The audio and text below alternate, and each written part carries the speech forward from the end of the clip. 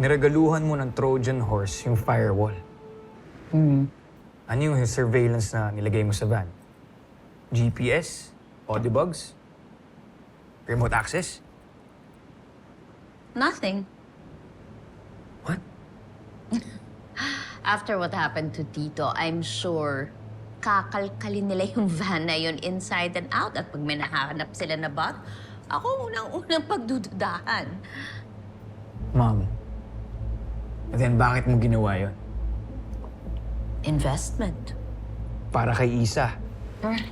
Duke. You're investing para tanggapin ka niya. Mom, that would never happen. Kahit ano pang ibigay mo, kahit ano pang gawin mo, hindi mangyayari yun.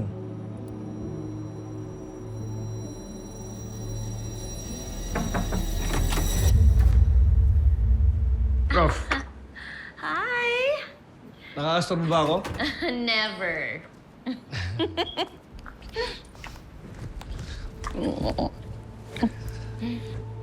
Binita sa akin ni Glo yung tungkol sa van. Yes. Malaking tulong kay Isa sa team niya. Alam mo, pangarap lang namin yan nung nasa PBA pa kami ng maya mo at ni Monina. Ako, puro second hand naman. Tapos biglang titirek in the middle of an operation, remember? Kaya kailangan talaga maging modern na yung gamit ng PBI. Kasi mas delikado mga kalaban ngayon. Mas organized, Right. mas maraming pera, mas delikado. May wine na. May celebration ba? Di naman. I was just happy to do something for my... Future stepdaughter, so... Matatanggap ka rin ni Isa. I hope so. I mean, ayoko naman tuluyang mawala siya sa'yo just because of me.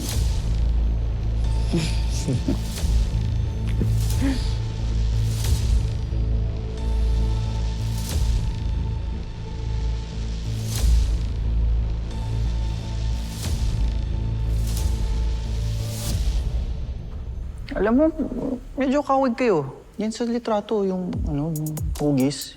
What? Oo. Sa face or pwede rin sa vibe? Pwede. Ay, Kuya Galo. Ma'am, excuse me po. Yan na. Di na ako umupo dun sa upuan ng ex mo. Sorry.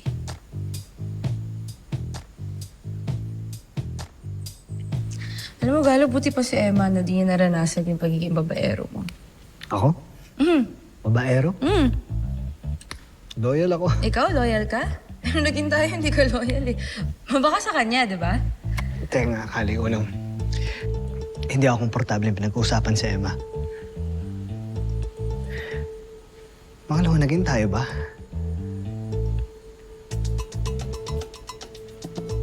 Teka, para sa'yo, hindi naging tayo? Umalis ka, di ba? Eh, umalis nga ako kasi...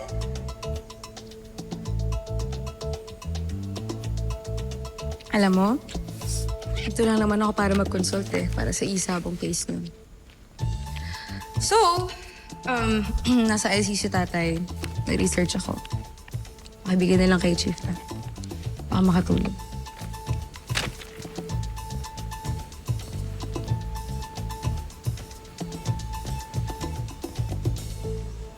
So, naging kayo nga? Hindi nga. Sabi ko nga, tama.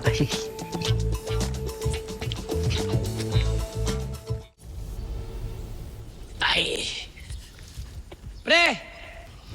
Oh, aga nyo ah. Naunahan nyo pa si Chip. Oo nga eh.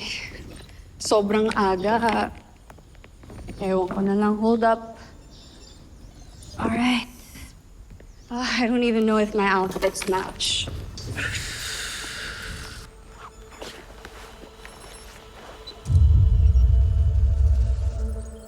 Ay!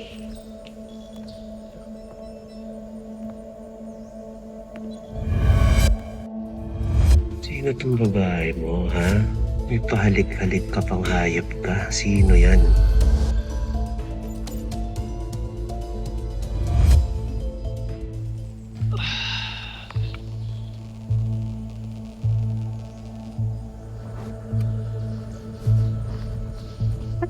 ang tingin mo sa outfit ko?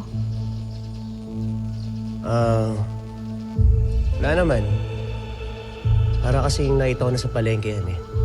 Palengke? Seryoso ka ba? I don't wear imitation. Lahat ng gamit ko original. Don't you know that? Pero pagdating sa pag-ibig, pumili ka na may sabit. Ha?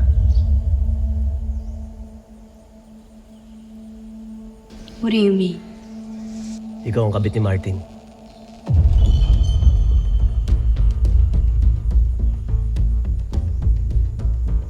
Hex, mag-ingat ka sa mga pinagsasasabi mo, ha? Remember that I'm still a lawyer. Diyan ka lang.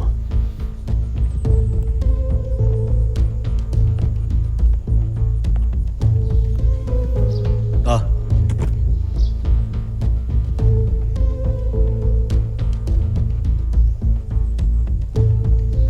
Parehong jacket. Parehong katawan, pati galaw. Hindi ko na siguro kailangan halongkatin yung mga footage, no? O himayin pa.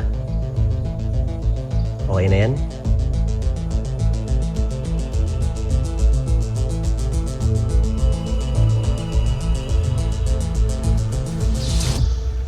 Okay, fine. You win. Ako nga yan. So what? Hindi naman kami pumatay ng tao.